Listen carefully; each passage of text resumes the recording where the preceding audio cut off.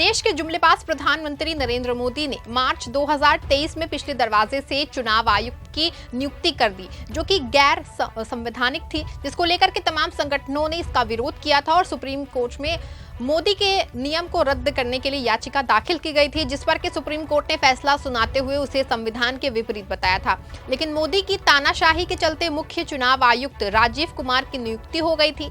इसके बाद अब राजीव कुमार जो हैं 18 फरवरी को अपने पद से रिटायर हो रहे हैं और उनके रिटायर होने से पहले एक एनजीओ संगठन ने फिर से सुप्रीम कोर्ट में याचिका दाखिल करके मुख्य चुनाव की नियुक्ति को लेकर के मोदी सरकार के फैसले को रद्द करने की मांग की है, जिस पर सुप्रीम कोर्ट का फैसला 4 फरवरी को आने वाला है और मोदी का कानून रद्द होगा और इनकी तानाशाही का अंत होगा और उसी दिन से उनकी राजनीति पे ब्रेक लगना शुरू हो जाएगा। इसके बाद चुनाव आयोग भी पूरी निष्पक्षता से काम करेगा। नमस्कार, आप देख रहे हैं 4 PM और मैं हूं आपके साथ सिमरन। दोस्तों, सत्ता में आने के बाद नरेंद्र मोदी ने पिछले दरवाजे से मुख्य चुनाव आयुक्त और चुनाव आयुक्तों को नियुक्त करने या यूं कहें कि उनको नौकरी देने का जो बिल लेकर आई थी, उस बिल को अब रद्द किया जा सकता है। जी हां दोस्तों, सुप्रीम कोर्ट अब उस बिल को रद्द कर सकता है। बता दें कि सुप्रीम कोर्ट में याचिका दाखिल करके कहा गया है कि मुख्य चुनाव आयुक्त राजीव कुमार इसी साल 18 फरवरी को अपने पद से रिटायर हो रहे हैं। इससे पहले दिल्ली चुनाव की घोषणा कर दी गई है और दिल्ली में 5 फरवरी को मतदान और 8 फरवरी को चुनावी नतीजे आएंगे, जिसमें मोदी के इशारों पे काम करने वाले मुख्य चुनाव आयुक्त जो किसी भी सवाल का जवाब शायरी से देते हैं, वो बड़ा खेल कर सकते हैं। उससे पहले ही मुख्य चुनाव आयुक्तों की नियुक्ति को लेकर मोदी के बिल को रद्द करने की मांग की जा रही है। सुप्रीम कोर्ट ने 2023 के कानून के तहत मुख्य चुनाव आयुक्त और चुनाव आयुक्तों की नियुक्ति को चुनौती देने वाली याचिका पर सुनवाई की। इस मामले की सुनवाई के दौरान कोर्ट ने कहा कि ये मामला कानून बनाने की विधायी शक्ति बनाम अदालत की राय होगा। हालांकि सुप्रीम कोर्ट ने मामले की सुनवाई 4 फरवरी तक के टाल दी है। याचिकाकर्ता गैर सरकारी संगठन की ओर से जस्टिस सूर्यकांत, जस्टिस दीपांकर दत्ता और जस्टिस उज्जवल भुइया की पीठ को सूचित किया गया है कि मौजूदा मुख्य चुनाव आयुक्त राजीव कुमार 18 फरवरी को रिटायर होने वाले हैं और अगर अदालत ने हस्तक्षेप नहीं किया तो नए कानून के तहत एक नया सीसी नियुक्त किया जाएगा, जिसको लेकर वकील ने कहा है कि अदालत ने 2 मार्च 2023 के अपने फैसले में सीई और चुनाव आयुक्तों की नियुक्ति के लिए प्रधानमंत्री, नेता प्रतिपक्ष और भारत के मुख्य न्यायाधीशों को शामिल करते हुए एक पैनल का गठन किया था। लेकिन नए कानून के तहत चयन समिति में प्रधानमंत्री, एक केंद्रीय कैबिनेट मंत्री, नेता प्रतिपक्ष या लोकसभा में सबसे बड़े विरोधी दल के नेता शामिल होंगे और उन्होंने मुख्य न्यायाधीश को चयन समिति से हटा दिया है। पीठ ने मामले की अगली सुनवाई के लिए 4 फरवरी की तारीख तय करते हुए कहा कि वो देखेगी कि किसी की राय जो है वो सर्वोच्च है। पीठ ने कहा कि यह अनुच्छेद 141 के तहत अदालत की राय बनाम कानून बनाने की विधायी शक्ति होगा। बता दें कि जल्दबाजी में संसद में बिल पास करा दिया था मोदी जी ने। उस समय मोदी का संसद में बहुमत था और वो अपनी मनमर्जी से जो चाहे वो बिल पास करा लेते थे। वहीं चुनाव आयुक्त की नियुक्ति में जो प्रावधान था उसमें मोदी ने बदलाव किया था और चयन पैनल से मुख्य न्यायाधीश को हटा दिया था और चयन पैनल में मुख्यमंत्री और एक केंद्रीय मंत्री और विपक्ष का नेता या विपक्ष का एक बड़ा नेता उसमें शामिल था। वहीं चुनाव आयुक्त की नियुक्ति को लेकर 2 मतों की जरूरत होती है। जब मोदी के ही 2 लोग अपना मत किसी एक व्यक्ति को कर देते हैं, फिर विपक्ष का नेता कुछ भी कहता रहे, कोई फर्क ही नहीं पड़ता है। अब इसी तानाशाही पे ब्रेक लगाने के लिए सुप्रीम कोर्ट से इस बिल को रद्द करने की मांग की गई है। वहीं इस प्रावधान के अंतर्गत सारी शक्तियां मोदी के ही हाथ में थी, विपक्ष का कोई मतलब नहीं था और मोदी जी अपनी मनमर्जी से मुख्य चुनाव आयुक्त और चुनाव आयुक्तों को नियुक्त कर रहे थे और फिर मुख्य चुनाव आयुक्त मोदी के इशारों पे काम करता था, जिसकी बानगी आप हाल ही में हुए कई राज्यों के चुनाव में देख चुके हैं। आपको बता दें कि प्रशांत भूषण ने कहा कि सरकार चुनाव आयुक्तों की नियुक्ति को नियंत्रित नहीं कर सकती है क्योंकि ये लोकतंत्र के लिए खतरा होगा और उन्होंने कहा कि हमारा विचार है कि सरकार मुख्य न्यायाधीश को उस चयन समिति से नहीं हटा सकती है, जिसके गठन का निर्देश सुप्रीम कोर्ट ने 2 मार्च 2023 को दिया था।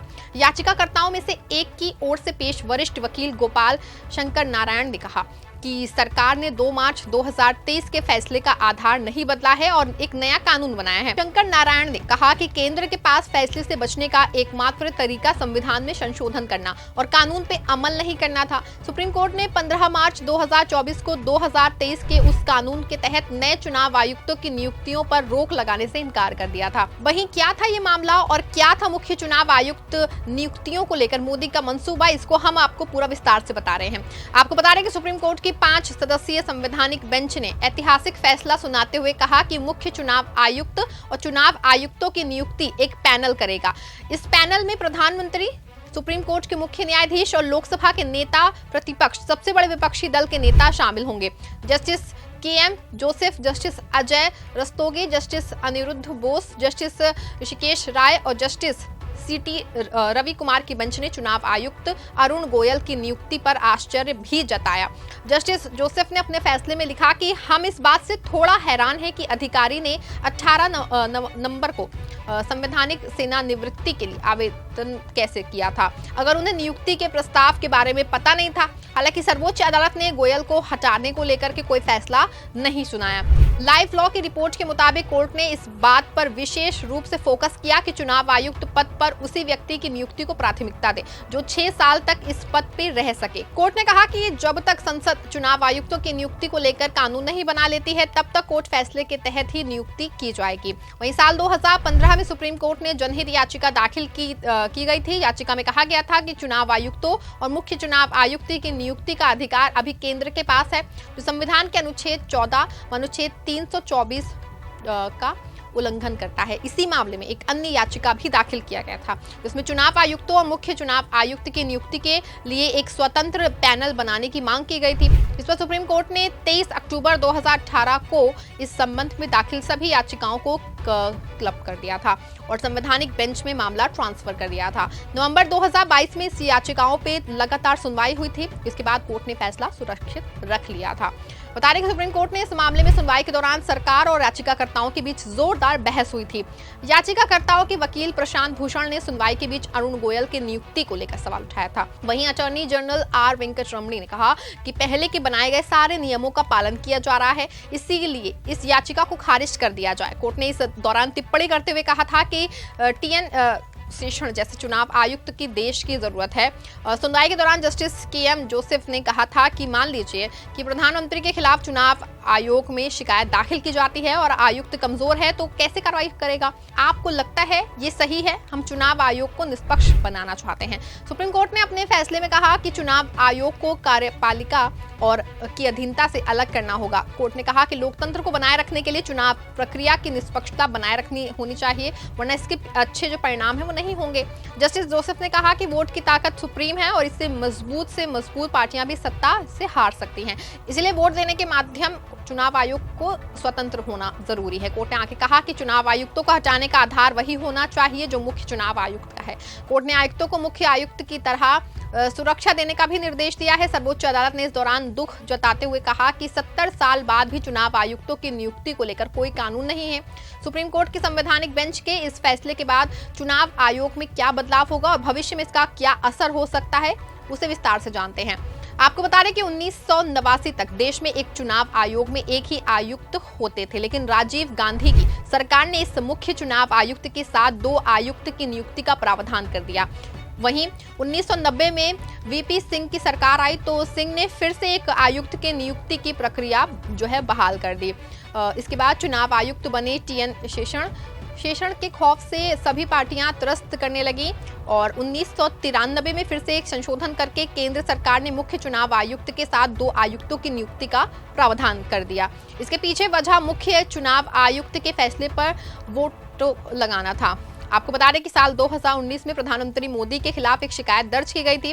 उस उक्त एक चुनाव आयुक्त अशोक लवासा ने मामले में पीएम को दोषी माना था, लेकिन तत्कालीन सीईसी सुनील अरोड़ा और एक अन्य चुनाव आयुक्त ने पीएम को क्लीन चिट दे दी। वहीं अब तक प्रधानमंत्री की अध्यक्षता में कैबिनेट अपॉइंटमेंट कमेटी आयुक्तों की नियुक्ति की सिफारिश राष्ट्रपति के पास भेजती थी, जिसे राष्ट्रपति जो है मंजूर करते थे। अब देखना होगा कि 18 फरवरी को सुप्रीम कोर्ट फिर से पुराने नियम पे मुख्य चुनाव आयुक्त और चुनाव आयुक्तों की नियुक्ति को लेकर अपनी फैसला क्या सुनाता है। आने वाले वक्त में पता चल पाएगा। इस खबर बस इतना ही। आप देखते रहें 4 PM। धन्यवाद।